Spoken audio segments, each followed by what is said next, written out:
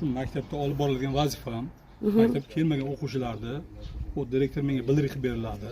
Bildirgi asosida boraman, uyma yuraman. Ogohlantirish xatlari beraman. Bolani maktabga jalb qilaman.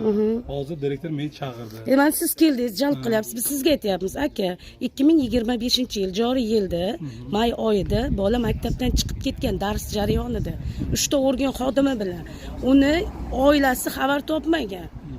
Ekspertizaga olib borilgan yana bola. Undan keyin bir sutka ichki ishlarda o'tirdi bola. Och, nohor, suvsiz. Voyaga yetmagan bola. Nima uchun siz bormadingiz izidan? Menga 7 ta maktab biriktirilgan. Hozir 7 biriktirilgan. Unda 4500 dan 5000 ta o'quvchi bor. Men hammasiga kirib chiqish uchun to'g'ri, vaqtingiz yo'q. Maksimal vaqtim ketadi. Vaqtingiz yo'q. Vaqtim yo'q emas, vaqtim bor. Maksimal vaqtim ketadi. Maksimal vaqtim ketadi. Grafik asosida ishlaysiz, tushunishim bo'yicha. Bir inson maktabda grafik asosida o'sha kuni ishda bo'lganmiz, bo'lmaganmiz. Men abaddan keyin keldim. Chunki boshqa maktablarim bor edi, o'sha maktablarga bordim-da.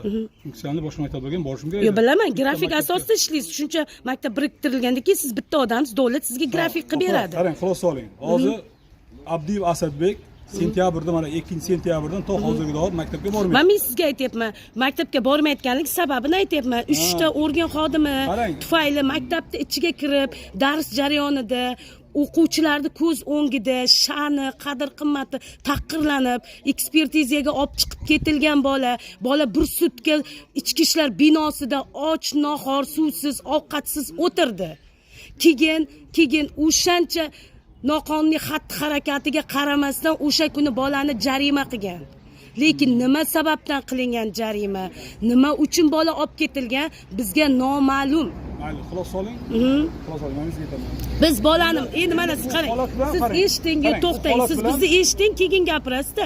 Maktabga bolani qo'yib, yetimlikda katta bo'lgan bolani onasi, sahni diabet, nafaqadagi ayol bolani maktabga qo'yib jarima to'lash qanchalik darajada to'g'ri, uni aybi bo'lmasa. Mana sizga savol beryapman. Yana jarima to'laylikmi bolani berib? Gapiring, eshitaman. Bola to voyaga yetguncha ota yoki ona mas'ul. Bilamiz. 8 yoshga to'lguncha. Bilamiz. Otasi yoki onasi. Agar ota-ona yo'q bo'lmasa, uni o'rnini bosuvchi vasiy va homiy. Tushunyapsizmi? Ma'muriy kodeksning 47-moddasi 1-qismi shunday deyiladi. Farzand, ota-ona farzand ta'lim tarbiyasiga maqsadga o'ting aka, qonun bo'yicha gapirmang, qonunni bilamiz. Maqsadga o'ting, gapingizni gapiring. Gapim mana 2-sentyabrdan to hozir mana bugun 23-sentyabrdor ukangiz bo'ladimi? Abdiyev Asadbek maktabga bormadi. Sizga sababini aytyapsiz, izohlab bering siz. Qarang. Siz bizga izohlab bering. Butun ijtimoiy tarmoqqa chiqqan. Siz maktabda bo'lgansiz. Akmal aka bo'lgan.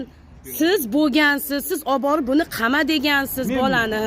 Men o'zimni o'quvchimni nima qilmayman, opa. Shunaqa bola shunaqa deyapti. Mening o'sha u bizga qaraydigan Milliy gvardiyadagi aka olib borib buni qamab boringlar deb aytdi dedi. Men maktabga borsam meni qamashadi dedi. Qo'rqayapman dedi. Men Asadbek bilan mana hozir yaqinda ham gaplashdim ko'chada. Maktabga bormaganiga nimaga maktabga bormaysan? U sizga gapirmaydi. Farzandingiz ichidagi dardini sizga aytadimi, ko'chaga chiqib aytadimi? Savol sizga. Men psixologman. U maktabdagi o'quvchilar kelib dardini aytadi menga. Mayli, bola oilasiga aytadi ichini. Bola oilasiga aytadi ichini. Ko'chaga chiqib aytmaydi. Mayli, opajon. Bizning o'quvchimiz Abdiyev Asadjon 2-sentyabrdan 23 sababini aytyapmiz sizga. Mayli, siz sababini keltiryapsiz, nimalardir deyapsiz, mayli. U siz xabaringiz yo'q demak, to'g'rimi? Yo'q, to'xtang. Sizni xabaringiz yo'q hech narsa. O'sha kuni xabarim yo'q. Keyin ijtimoiy tarmoqda ko'rdim. Xabar topdingizmi? Ha. Qani nima qilib berasiz bizga? U nima asosda bo'lgan? Gaplashdim keyin o'quvchi bilan. Yo'q, o'quvchi bilan gaplashmang. Bu yerda o'quvchini qo'yib turing.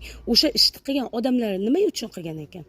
Opa, ularga men chora ko'rishga vakolat doiram yo'q meni. Uni yuqori turuvchi tashkilotlar bor.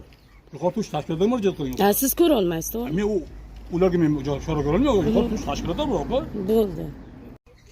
Sen nimaga biz syomka qilyapsan? Ha? Nimaga syomka qilyapsan bizni? Nima haqqing bor syomka qilishga? Ha? Nimaga syomka qilyapsan? Nimaga syomka qilyapsan? Nimaga syomka qilasan? Ha?